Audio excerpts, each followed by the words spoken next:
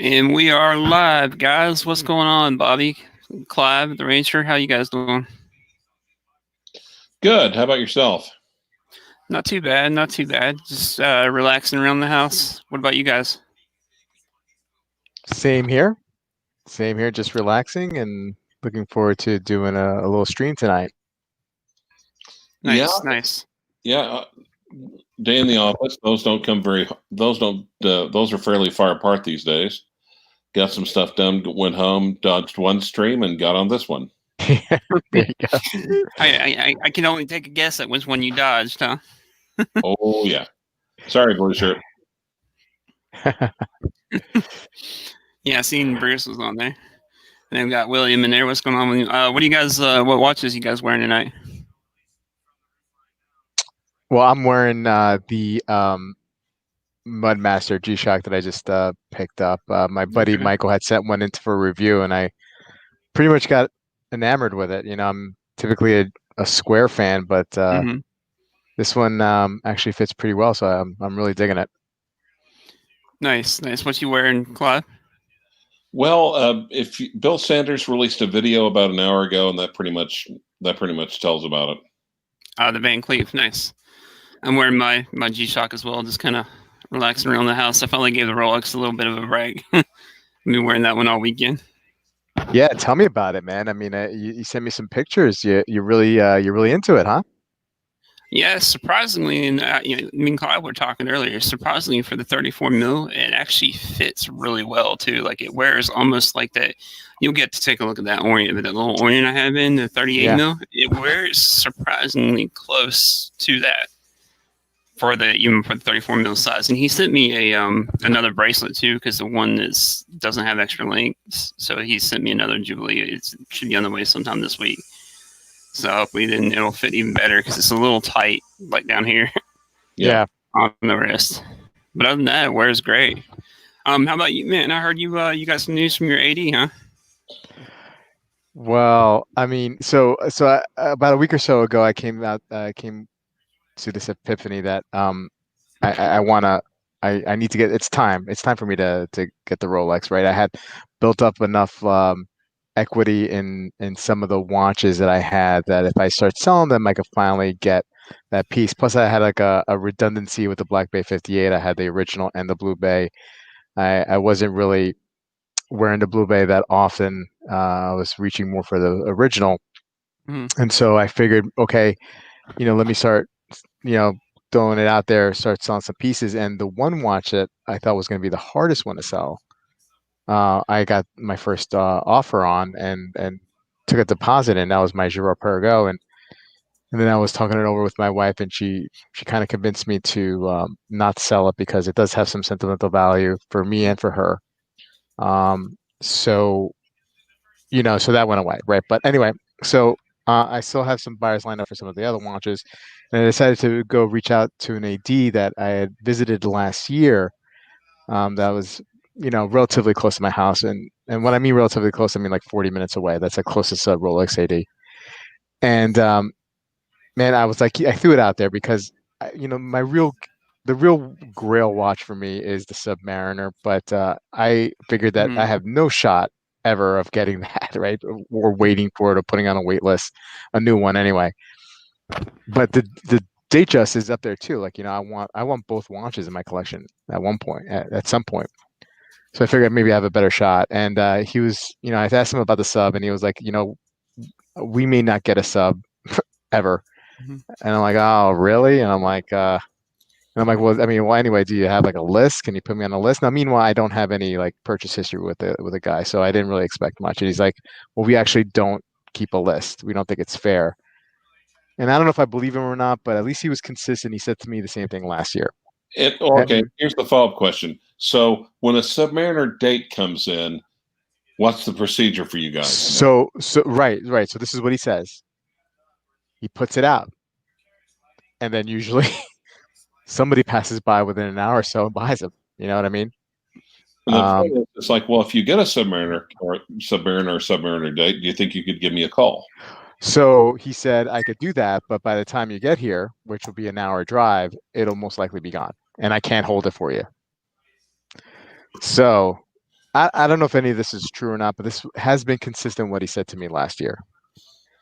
So then I asked him about the Datejust, and he says he doesn't have many steel Datejusts in in stock. He had a couple of bicolor or metal G-Shock G-Shocks Datejusts.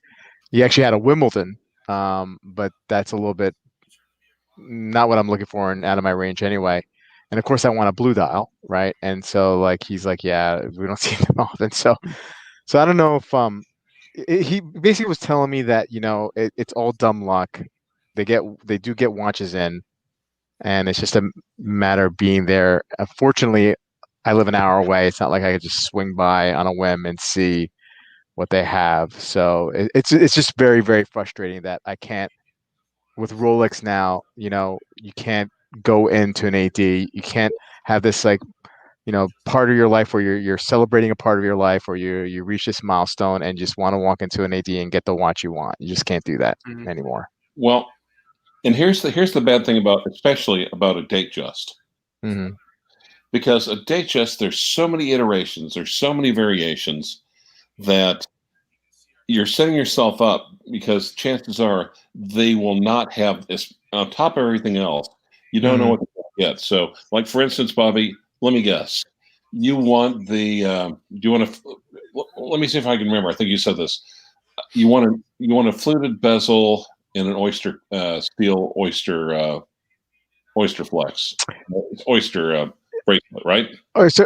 Yeah, but I mean, I am a little bit more flexible, Clive. Like, I mean, I could do Jubilee. I could do non fluted bezel. I'm casting a little bit of wider net. I can go 41 millimeter, and even that Azuri blue, whatever it's called, is I just love it. I know that it doesn't have any lume, but I love that watch. So I'm trying to cast a wider net because there are. And I won't be settling. Do you know what I mean? So the blue dial is the most important part, but any kind of combination could work for me. So the Azuri blue, you're talking about the one with the white gold Romans, right? Right. It's nice. Yeah. It's nice. I know. I mean, it's beautiful. But I mean, I would, like I said, I mean, that's like one of several combinations that I would be 100% perfectly happy with, as long as it's blue, a dial, or that Azuri blue dial. Well, have you ever seen one in person, though? I have seen one in person. With the Jubilee and the white fluted gold bezel. I've seen it with the smooth bezel, that Azuri, the smooth bezel, and the oyster bracelet. Okay. Well, like I said, so mine is the Jubilee, and with the white gold fluted, and that only became available last year. Right. But when you look at it, your brain tells you, okay, the case of the watch and the bracelet are Rolex steel, and the bezel is white gold. But your eyes are having none of that. It looks like it's all made out of the same material. That's how the finish is on them. Right. So that combination, though, that's pretty damn close.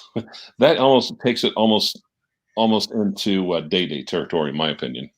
Yeah, I could see that.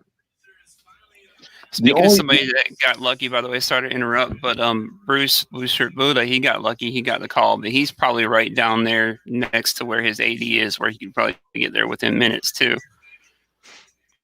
All right, sorry, go ahead, Clyve. Yeah, actually, mine is 8 minutes away. Wow. Yeah, and if I take Mr. 2, maybe 4. But there's a difference between the blue and the blue Romans. The blue Romans is a lighter blue, and I wish it was just a touch darker. Okay. Do you feel? So do you feel then like the darker blue is something more you can wear more often with or is that Azuri is that lighter blue kind of like I don't know what I'm trying to say. I'm just trying to say like wearability wise. Do you find yourself wearing it less than you think you would have if you had the darker blue?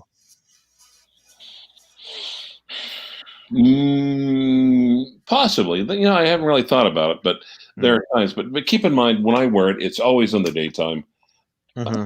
and so for me, and of course with the darker blue, you also have lume, but Right. that's not as important to me. The darker blue just has a little bit better contrast. Okay. Yeah, I mean, I don't think loom is an issue for me at this point with the Datejust between the two, between the Azuri blue and the regular one. I have plenty of watches with plenty of loom. I'm not a loom junkie. I could live without a loom for that watch. Design Atelier brings up a good point. He said, "Never settle for the second one. You always want the first original choice too." But it's not the second one.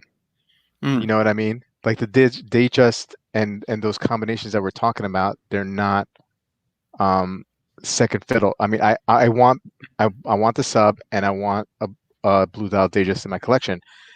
Whether it doesn't matter to me what order I get them in. You know what I mean? Like I rather, if I can't go for it on fourth down, I'll kick the field goal and take the points. You know what I mean?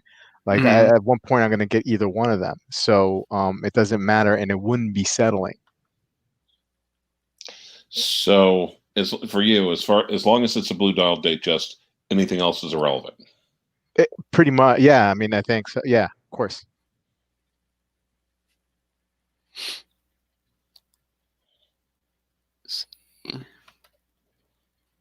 I was just looking at the comments.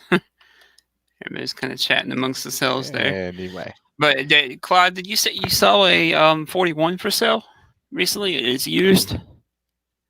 What we're talking about? Oh yeah, actually, it's here locally, and it's the one of my local hobros. I saw the watch. I knew who it was. It was Hefe. It's like late 2017, so it's a Datejust 41 with oyster bracelet, smooth bezel, and like a silver dial. And I think he's just asking $7,600 for it, which is $50 less than the new MSRP. Right.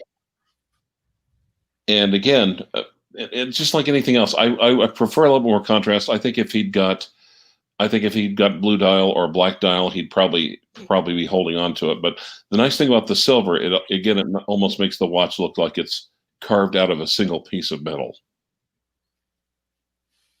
Yeah, I like the silver dial too. Yeah. You know. But the thing is, with the Datejust, if you get the smooth bezel and you get the oyster bracelet, it's almost like it's like the sports version of the Datejust. Right. It's sportier for sure. Yeah. Yeah. And that's okay with me. I mean, I could go sportier or dressier with it. I could, you know what I mean? Like the fluted bezel obviously is dressier with the Jubilee, and that'd be great. And the smooth bezel with the oyster is sportier, and that would be great too. I would be really happy with either one of those choices. Right. Yeah, I think with 2020, it doesn't really matter whether you dress. Like I said, I was wearing the Date yesterday with a long sleeve Clemson t-shirt. Like you don't have to really like dress them up or you know what I mean? Chris, you're just rubbing in that Clemson is so good compared to everybody else. We had a walkaway game Saturday. Nice. Well, I understand we beat Texas and everyone's like all up. But one of the things also I've heard, like Sooners were like the worst fans. I hadn't heard that. But yeah, that's one of the big rivalries too. Is the Texas Oklahoma game? It's like one of the biggest rivalries out there. Like probably top 5, wouldn't you say, Bobby? Rivalries. Yeah, I'm in college. Top 5, top 10 rivalries. Yeah. Red River rivalry. Yeah, for sure. Mm. Any other news on any other watch fronts, guys? What other ones are you trying to sell, Bobby? Well, anything is other than the GP and the Panerai and the original Black Bay 58. Everything else is going to be up for grabs soon. Mm-hmm.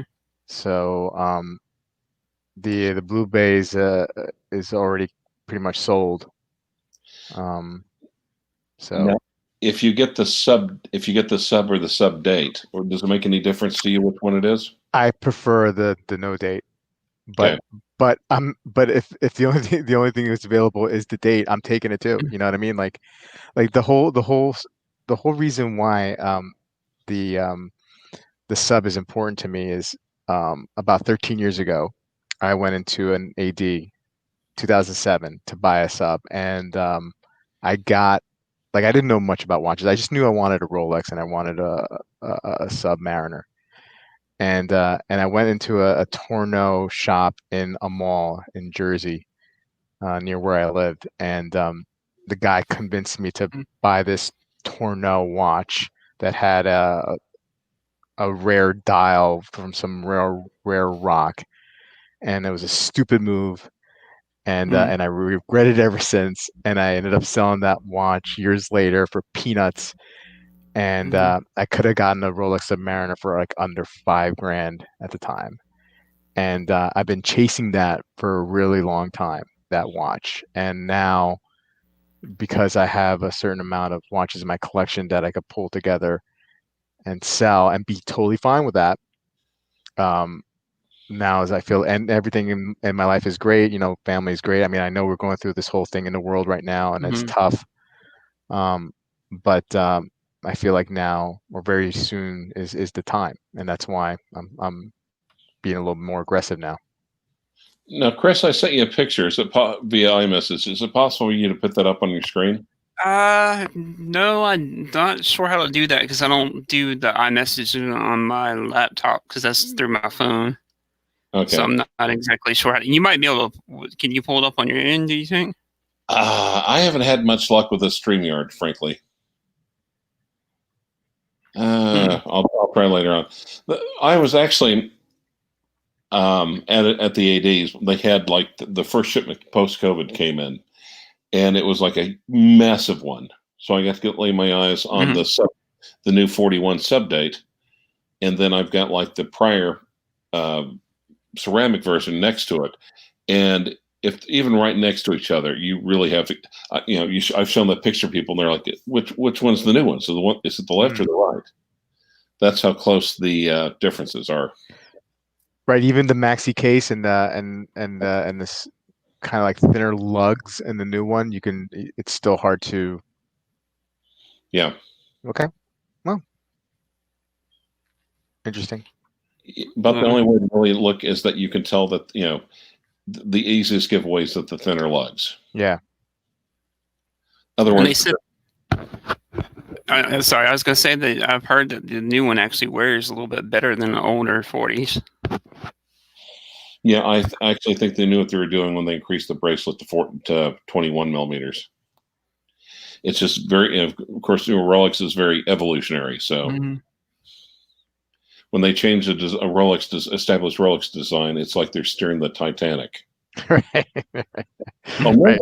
Omega, on the other hand, it's like following a drunken driver home at 2 a.m. because they're all on the freaking road.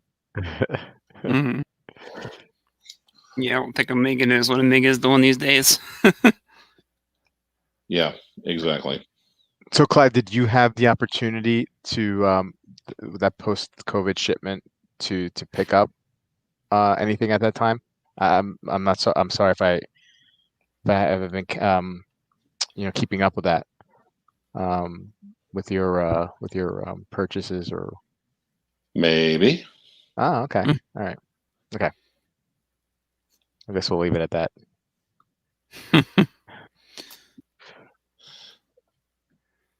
Yeah. Are you on the list? Well, I don't know if there's a list, but are you looking at the new Cermits, Clyve? I'm told I'm up. I'm the next one that comes in. I'm going to get the first call. Oh, awesome. Now, Clyve, does how often? I mean, so I really have no idea how the AD system works with Rolex. Well, and keep in mind that is such a misnomer because everyone seems to think Rolex and their ADs, they're all marching down. It's like the Red Menace. They seem to think it's like the communism in the 1950s, where everyone is marching down Red Square in lockstep, goose stepping. It's different.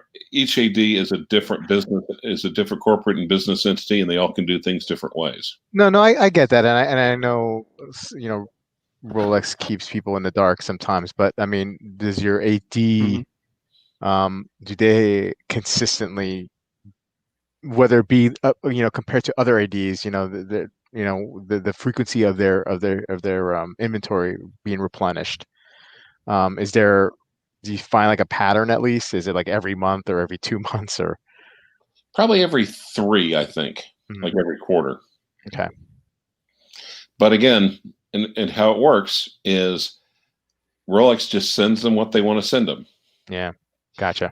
It's so basically someone from Rolex shows up with a box and says, "Here's your selection of watches for this quarter. Suck it Yeah. like a bag of dicks." Right.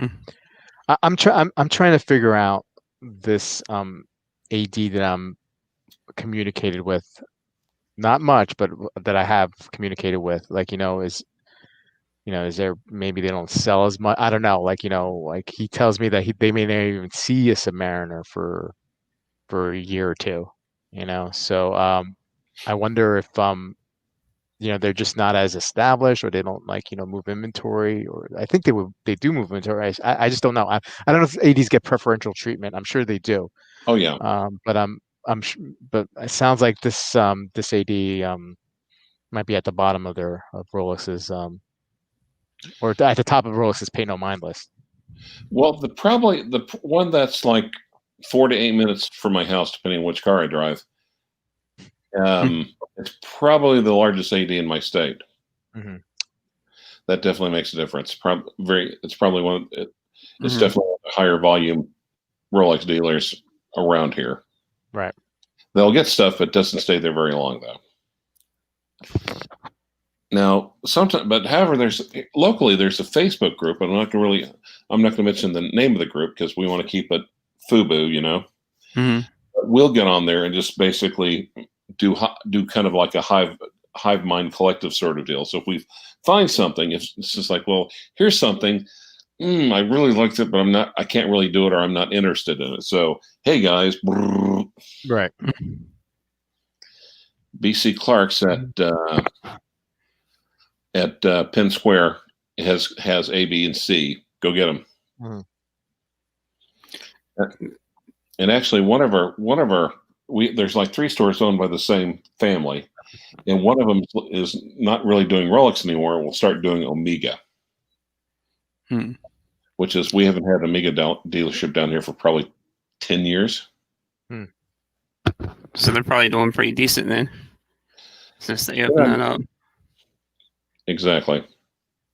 Now I wonder if it's like some of the bigger cities, like Bruce Williams. If you remember seeing his video, or his recent video, he lives in or close to Salt Lake City, Utah. I wonder if some of the bigger ADs get more preferential treatment, maybe, that are in the bigger cities, because he said that they were all, you know, they told him display models pretty much. But I mean, if you remember his video, they had discernment, they had all the different OPs, they had all of them. See, I don't know. To me, that makes sense in a way, because at least people can go and look at them and try them on, and just to say, this is the one. Oh, I really do want this one. You know, give me a call if this one comes in that's available for sale. Otherwise, you know, we're all just looking at pictures, and to me, that's just encouraging the flipping. I don't think that's serving anyone well. Right. I mean, I actually think Rolex would be better off doing display models, frankly. Yeah. Or basically say, okay, your watch came in, you can pick it up in 1 week. So that way it would at least could stay there in the case for a week, and other people could go and try it on, look at it, and et cetera, et cetera. Yeah. Kind of like how the car companies do. Like, they'll have like models there, but they won't have all the models, but you can kind of order it, kind of, you know, the option package and stuff that you want, pretty much. Exactly. But on the other hand, if Rolex is behind production anyway, then that means they'd sell further watches, because they'd be making the dummy watches.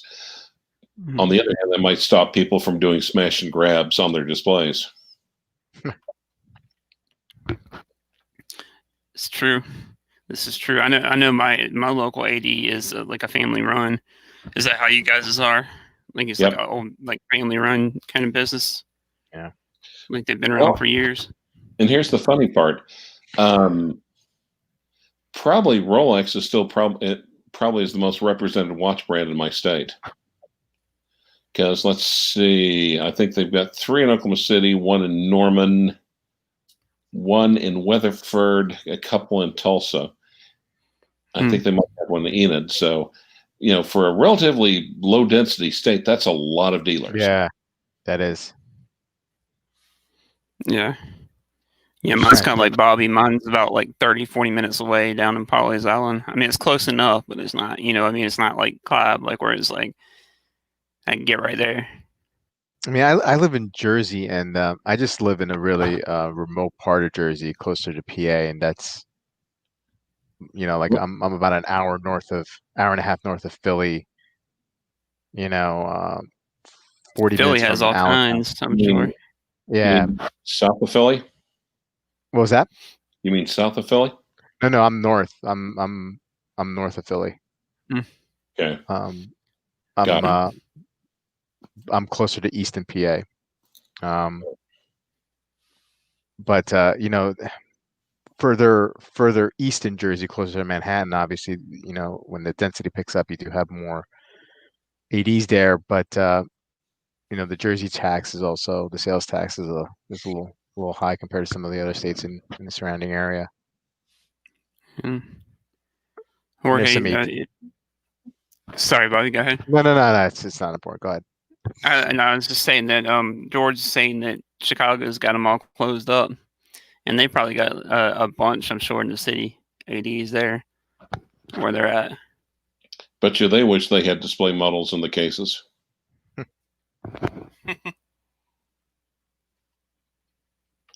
Man, I don't know. I mean, I'm almost like tempted. I mean, not with the sub, because secondary market on the sub is insane. But I go through the Rolex forums, for Datejust, and I'm almost like, tempted. I mean, I want to try them on. You know what I mean? But I'm almost tempted just to like screw ADs and just take my chances. I'm just really nervous of buying a Rolex outside of an AD, just because I know they're faked a lot, and I'm not that sophisticated to know. Now, if you have like a local watch, if you have a watchsmith, ADs won't really authenticate anymore. At most, they'll look at the outside. But one of the things even they've started saying around here is like, well, we can't really open the case. We can't really crack open the case backs anymore. Right. We're not allowed to. But on the other hand, if you go to a watchsmith that has experience with Rolex, they'd probably be able to tell. Yeah. Now, a lot of ADs won't do that because of, like, legal reasons, right? I'm assuming.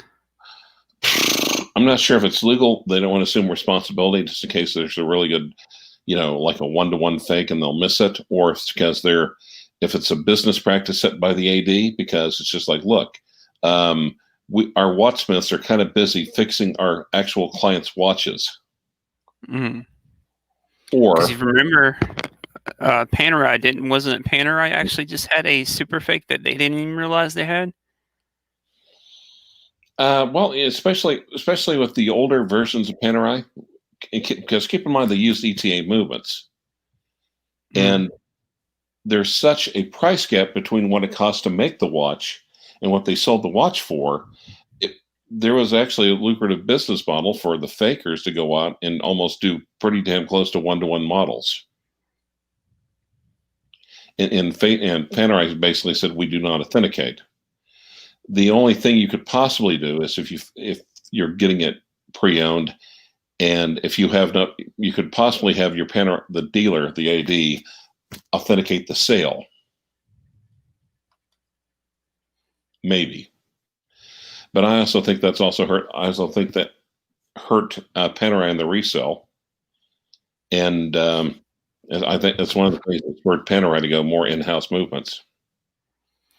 If Flip and Zippa brings up a good question, how about paying for a insurance appraisal? Yep, that was my next talking point. But on the other hand, and this is the other thing I'm thinking about, because if you are a legitimate seller, if you have a legitimate watch, Mm-hmm. If you don't have a full set, to me, you'd almost want to go and get an insurance appraisal, because it's like 100 or 150 bucks, which is basically all but a certificate of authenticity. But on the other hand, and especially if you're getting like a pre-ceramic, say, Kermit, it's necessary to do that, because if you look at the watch itself, there's nothing differential. It's a Kermit will have the pre-ceramic Kermit will have 16610 between the lugs. It won't have LV or anything like that. So, but I think even the ADs are catching on the fact that's what we're basically saying an insurance appraisal is using as the same thing as a certificate of authenticity. Gotcha. Okay. Black Woman Gamer says for pre-owned, she would go to with a physical store that sells watches, kind of like Watchbox. I'm assuming she said she got her Explorer 2 that way.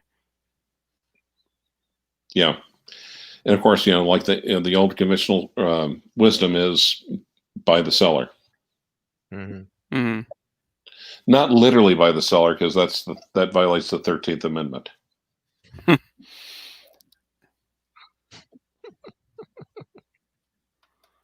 Man.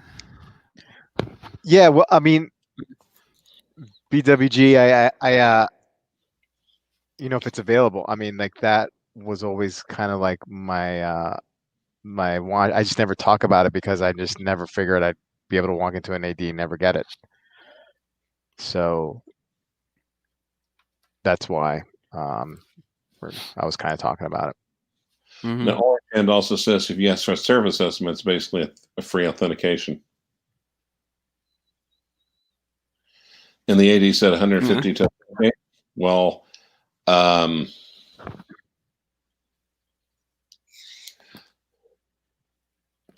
thing is, you'd have to have an agreement with the seller. Okay, we'll get authenticated. If it's legit, I'll pay for it, and if it's not legit, you pay for it. But then what will happen is, I think I think a seller, if he or she thinks it's authentic and legitimate, they'll probably agree to that. Mm-hmm. If they don't, means they got some doubts. Like I've seen now where you even got to worry about that with the Oris now. Like people are getting like fake Oris.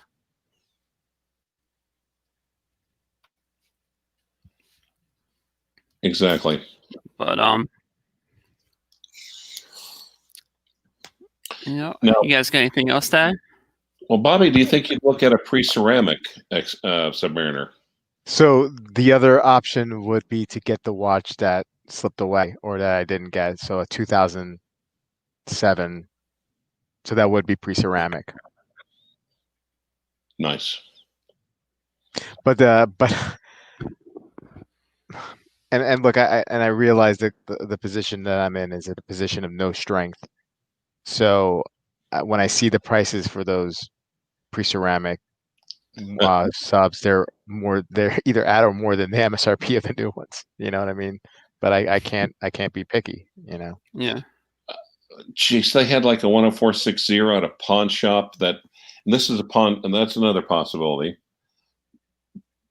But in this pawn shop, basically had a little backdoor deal going with the watch reseller that was like a quarter of a mile away. He'd authenticate the Rolex watches for him. Mm-hmm. And they basically, you'd go and look and see what they had. You'd pull it out, and they'd had one of his cards with the reference and serial number on it.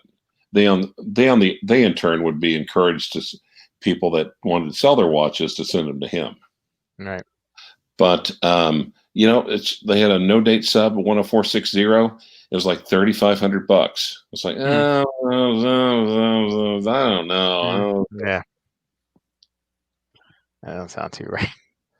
Yeah. Full kit. Man, that's crazy.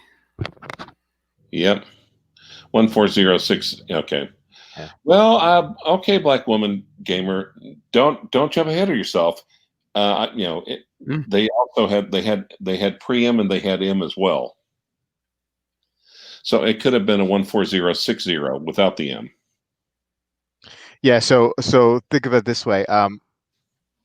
It was I was buying it about a week or two before I got married to my ex-wife.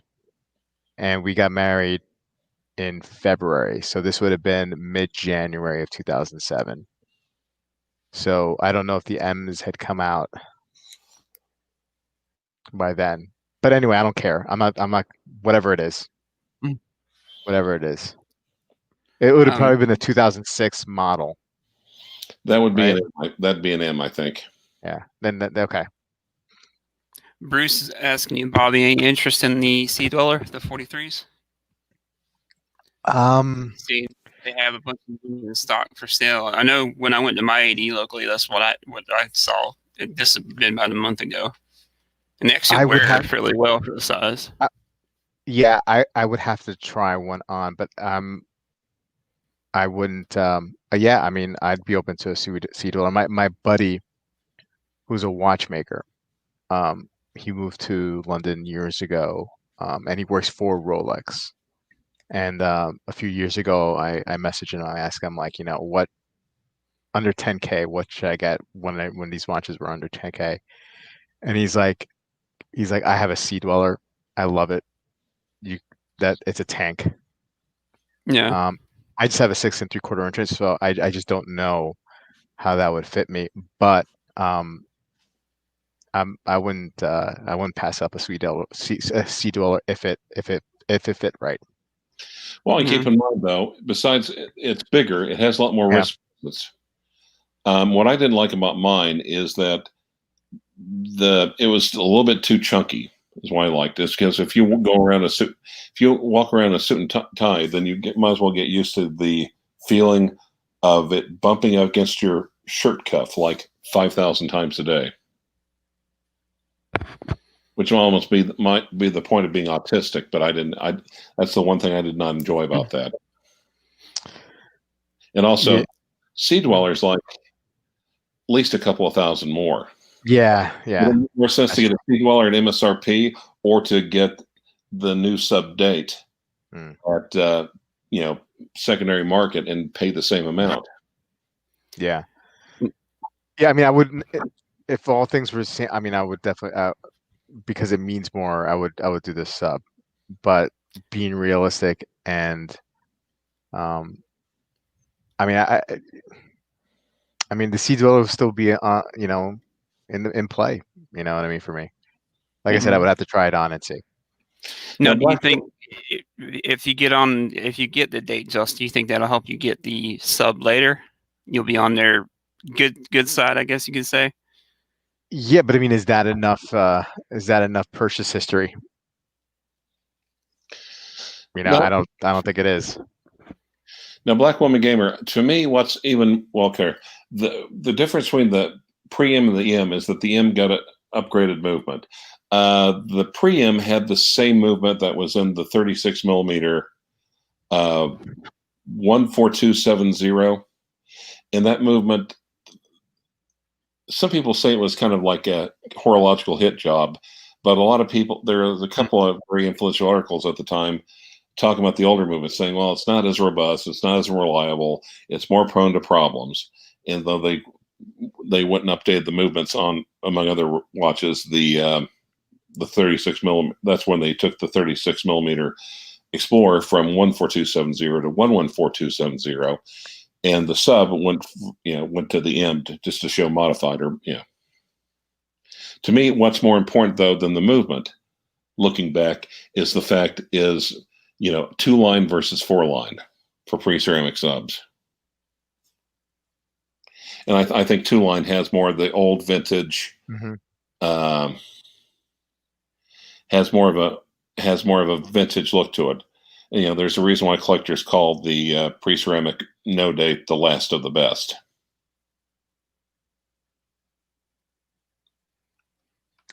Yeah, I mean, I think, like I said, I'm in a position of no strength, so I would I'll cast a little bit of wider net.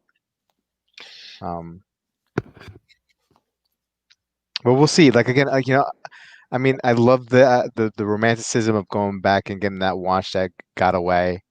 Um, although albeit because of my stupidity, but I'm still very nervous about purchasing a 13-year-old Rolex. Um, like you said, buy the seller. I mean, yeah, buy the seller, and but I'm just worried about a fast one getting pulled on me. That's all. That's all. Well, the first thing you should do is start looking to find an independent watchsmith in your area. I mean, Yeah. do it. Don't wait until you start looking at a sub. Do it now. Yeah, for sure. Okay, now me and Black Woman Gamer and Total Great. Yeah, I love the two line. And It's really a cleaner look, right? much cleaner look, and it looks like subs of yore. And really, the only difference is that Rolex finally said, "Oh, okay, we'll spend the extra $50 and get it chronometer certified," which they hadn't done with the two lines because it was, wasn't important for them at the time. Now, Bobby, have you thought about looking at it? No, of course, even so what is the 8,000 now for the Submariner without a date? 8100.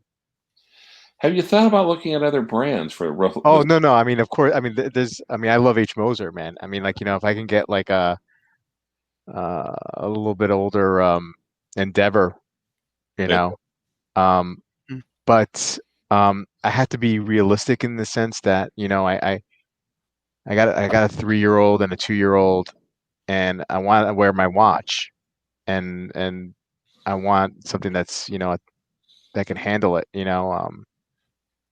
I don't feel like I could play around with the kids and wear a Moser, you know.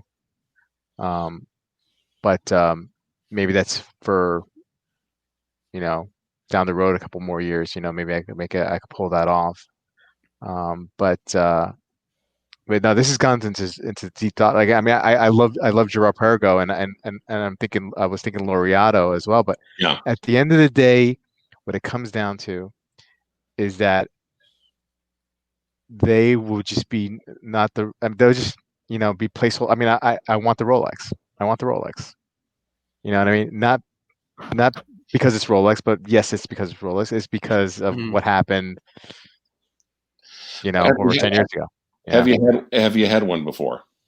I've not had one before, Well, okay. but I've handled them. You are excused. Go get a Rolex. You must just get out of your system, check the box, get on your way. Well, that's just like, do either of you guys watch 24 Hours at a Time? The guy up in Canada, I think he is where he's from. I think so. I've watched so many people, but I think he that just, sounds familiar. He just got one of his grails. Oh, he the was GMT. looking for the GMT, Yeah. and then he had said that he had originally pulled the trigger on the Zenith, but now he's glad that he didn't, because the Zenith was his second choice.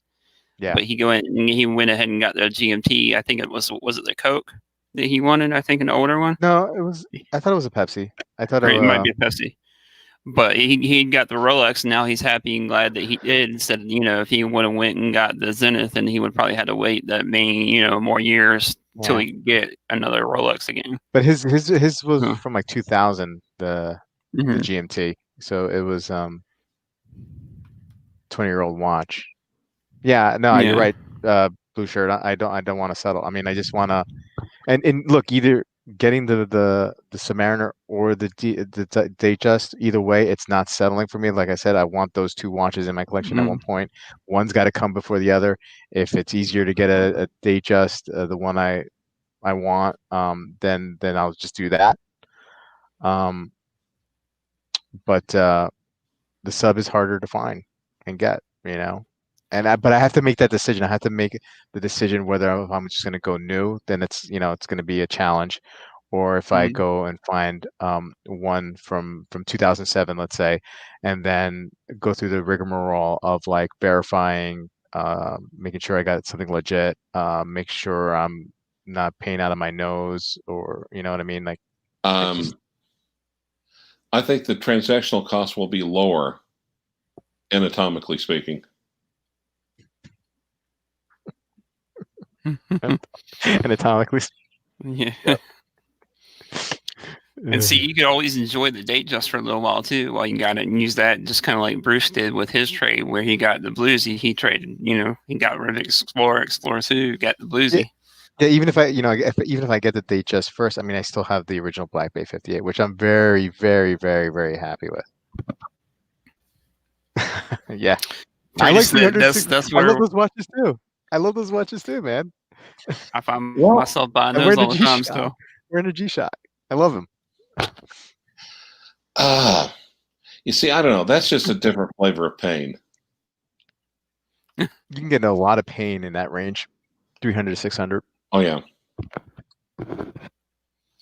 Yeah, they add up too, which is sad because they add up pretty quick when you start getting a 300 here, 600 there. And Black Woman Gamer has it. Yeah. Yeah. Pop your Rolex, Jerry. Get out of the way. Yeah.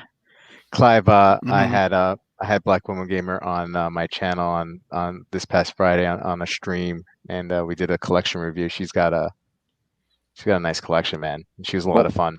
What does she have? So Rolex wise, since we're on the topic, she has a Batgirl. She has a Polar. 42 or 40? I'm sorry, a 40. Nice, classic. She has her and her partner share watches, so they both have Speedies. What else? What else am I forgetting? BGW. You have a couple. Oh, she has an IWC. It's not a big pilot. It might have been a Petit Prince. I'm not sure. I'm trying to remember. Not an engineer? No, not an engineer.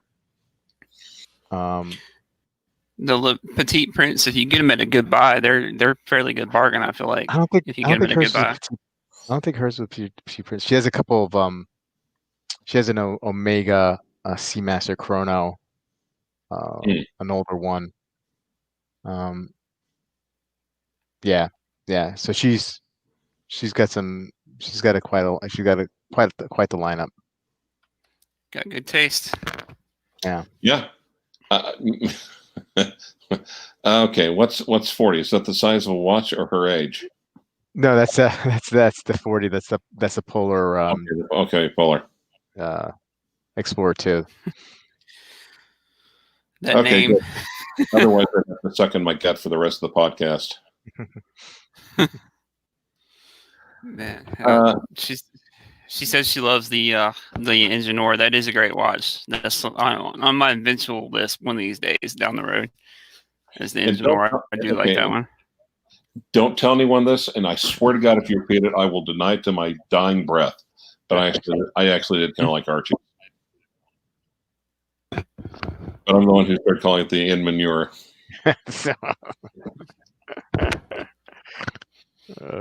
They're not bad watches. No, they're not, actually. Well, they're a Genta design, right? Originally here? I think so, yeah. But it's like it's like the last Baldwin brother or something, you know? right.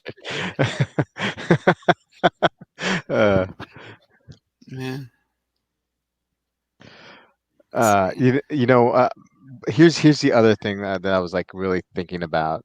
Like when I pare down my collection and get either Rolex or both, that after that I can say F all and get whatever watch I want to get. Meaning, now that I got the Rolex box checked off, like I can go get and I'll be completely happy with like a Gerald Genta brand watch with like a jumping hour and retrograde. Oh yeah, there's like a gold one south of me, and I look at that thing, I'm thinking, you know what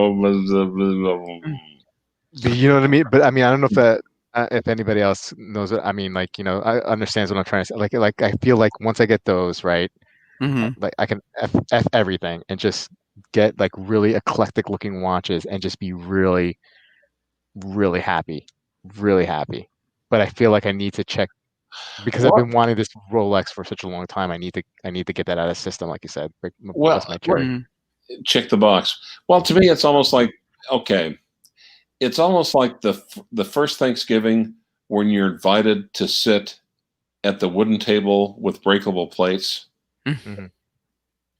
You feel like you finally arrived instead of sitting at the card table in the back with Right. plastic plates and plastic Yeah. cutlery. Gotcha. That's kind of like a men's collection, huh, Bobby? Like where he's got like all these. You're talking about eclectic. He's definitely got an eclectic collection. Where Yeah, I mean, he's got a for great collection, but yeah, it's eclectic. something like that. I mean, like there's a couple other guys who I admire their Okay, no, their okay, taste. I'm really getting intrigued by Black Woman Gamer. Okay, because Mhm. thanks at Orange Hand, but it's unusual but cool to have the best of both worlds on the Speedy. What? So she's got more than one Speedy. Which one does she have? So she has the Hesselite sandwich, Okay, and then just another speedy, nothing. Maybe it has a sapphire, but it's not a sapphire sandwich. Um, I forget if BWG if you could put in the reference on it. I'm sorry, I'm just drawing a blank. I've just had a long day. Does she have a Um, Mark 40? no. But she's DG from an AD, and then let me know this other. She well, I think she's on the hunt for a Snoopy. okay. Okay. Well, I see. My problem with my 321 is I'm just so overprotective of it. I just want to, the 861 I've got is just the Patina Queen Special, and I will wear that and not think twice about it and just go forth into the world and enjoy the watch. But the 321, I almost want to have my hand over my right hand over my left wrist the entire time, every time I step out. Just simply because it's just like, boy, all it takes, you scratch that thing on a doorknob, you take out that dot over 90, and you're hosed. Yeah, so she has the regular Hesselite and then also the Hesselite sandwich. Nice. Or you mean no, sapphire sandwich? No, Hesselite sandwich. They have okay. I was not even aware of the fact that they had a Hesselite sandwich. Yeah. I always heard about the sapphire. Okay. Actually, what do you think about the Flight Master? The Omega Flight Master. I'm trying to picture it. I think I remember that one. It's got the chronos that are kind of like off center, right? It's like a Mark II on steroids. Mm-hmm. It's got more ugly knobs coming off the watch head than Archie Luxury. It's got like an 861 movement, but you've got a chronograph and you've got a GMT function at the same time. Yeah, I'm not very astute when it comes to Omega Speedmasters.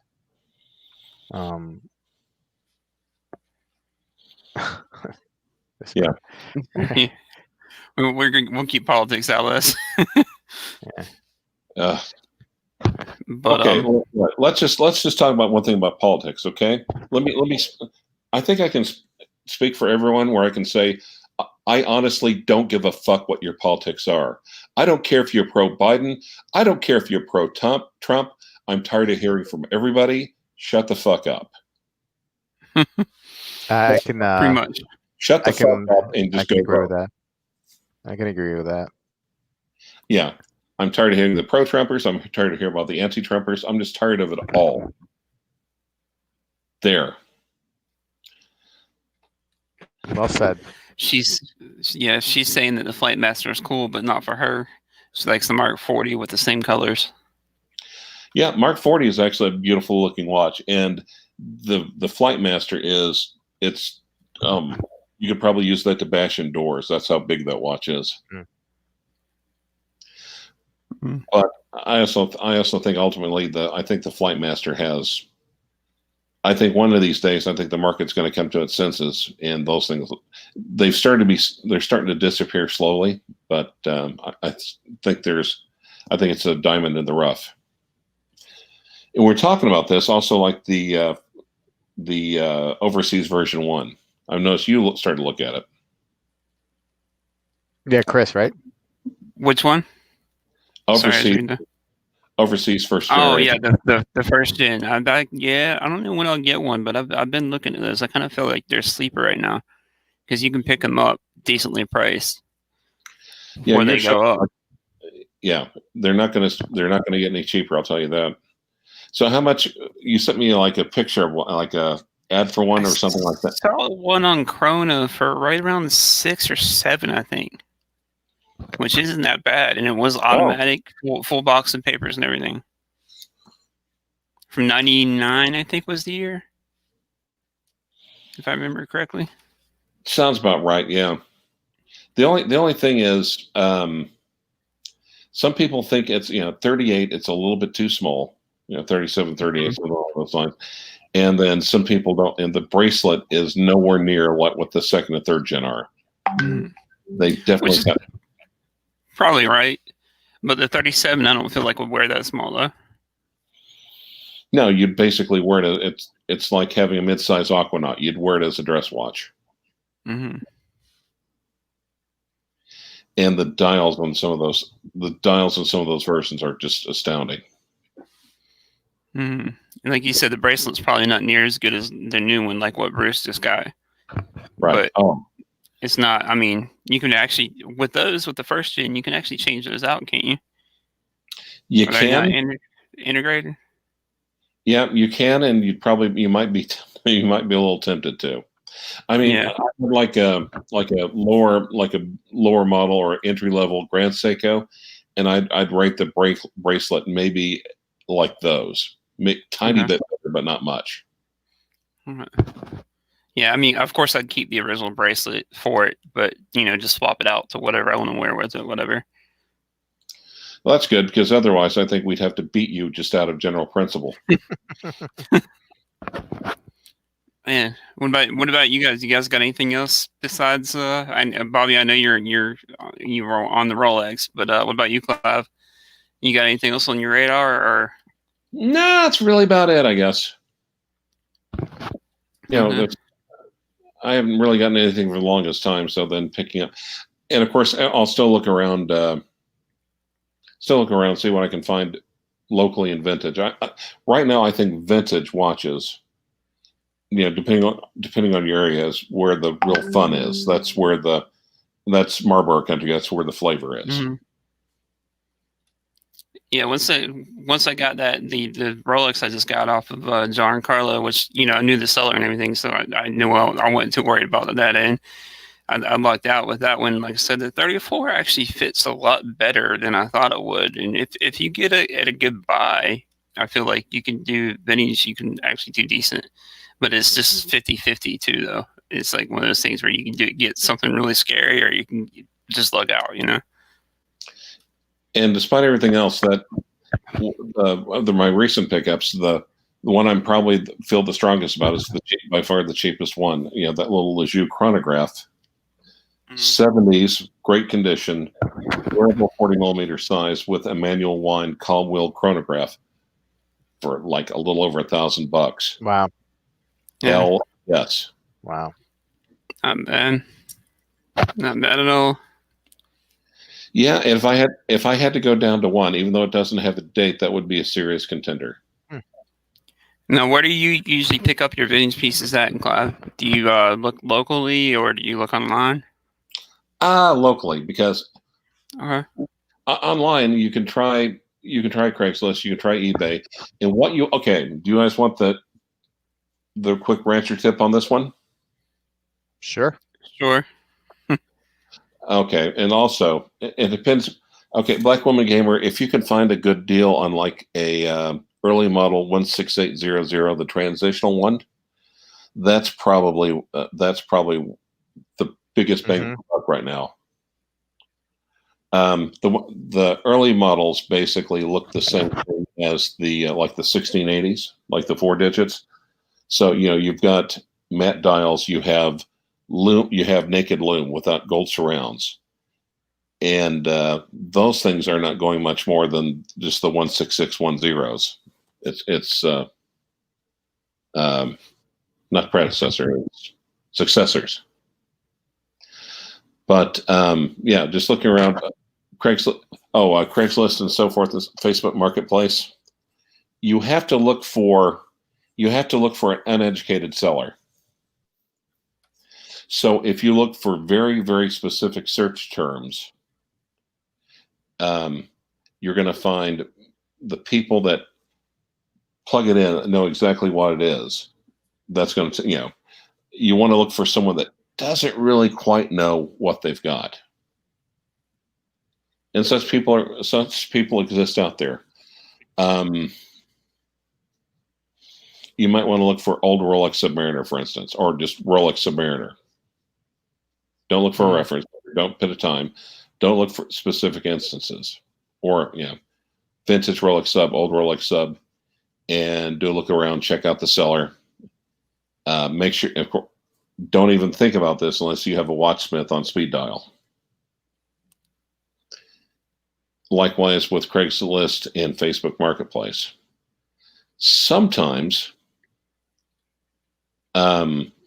uneducated or disinterested or an inept seller, normally, like 9 times out of 10, if someone's posting a picture of a Rolex and the picture sucks, it basically means they're scamming it. They don't want you to be able to examine the picture too closely.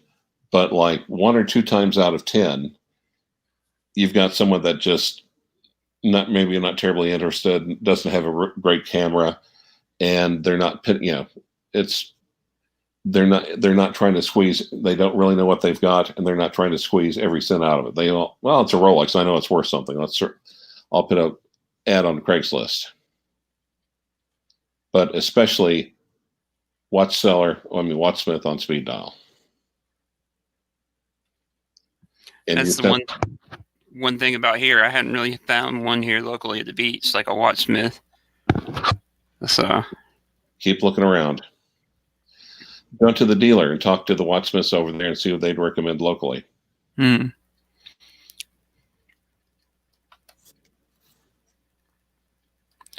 yeah, that picking up the Rolex has actually got me kind of looking a little more into vintage than I kind of used to. Because I bought like a couple older vintage pieces off of eBay, and none of them really ended up working that well. They were like cheap Seikos, stuff like, nothing really like crazy. Well, Black Women Gamer also depends which one you're looking for. I mean, like locally, like a 1680, a red sub came into play around here. But even my old gray-haired, gray-bearded watch seller basically said a red sub is a different planet. So, I've seen them before. I've worked on them before, but not a whole lot. It's been a while. And he said there's such a huge difference. There's so much. That is so when the value of it goes exponentially high. That's when you really need to worry. Make sure that it could be a completely authentic part, but it could be a freaking watch special where they somehow got their hands on a reproduction dial and stuck it in. Orange Hand brings up a good point too. He said brick and mortar for vintage, especially sellers who don't post online, and mom and pop jewelers, estate cases. Yeah. Well, yeah, if you find one, and again, I think pawn shops, because a lot of pawn shops don't do stuff online. And George is saying that there was a guy on Facebook that bought a vintage Seamaster for $20 because the seller said it's broken and only keeps time when you wear it. Somebody that's real uneducated seller there. Yep. That's not an uneducated seller. That's a he shared about that story as well. Yeah. In pawn shops, a lot of times those guys, if they post it online, their stuff would disappear. But when they get like a Rolex or a really nice watch, when they finally get their hands on it, the person defaults on the loan or on the pond. At first, they think they're a watch seller. But if it sits there long enough, especially if it's not a high traffic location, especially when the people going in to look at it are more if most of the people in the store are more interested in pawning than buying, let it sit there and wait. The longer it sits there, the more reasonable they become.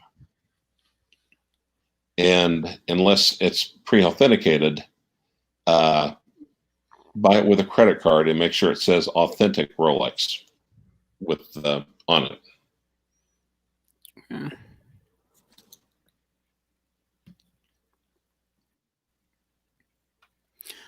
It's not bad. Not bad. I definitely got to start going to the pawn shops more. Of course, we do have a bunch of those here at the beach. I'm going around and looking, seeing what I can find, if I can find anything decent around here. And sometimes go off the beaten path. Now, I'm sure the ones that are right on the beach, the closer, the high traffic areas, those are probably the ones that are fished out. Look for the ones on the other side of town. Look for the ones for the disadvantaged areas. So, well, guys, we're going a little over an hour. Are you guys about ready to call it a night? Yeah, I gotta go to bed. Yeah. I hear you. Thanks for having me on, Chris. Thanks for coming Chris. on, man. Thanks for coming on, guys. Everybody. Thanks for everybody in the audience that chimed in too. Appreciate everybody. Good night. We'll see you guys next time.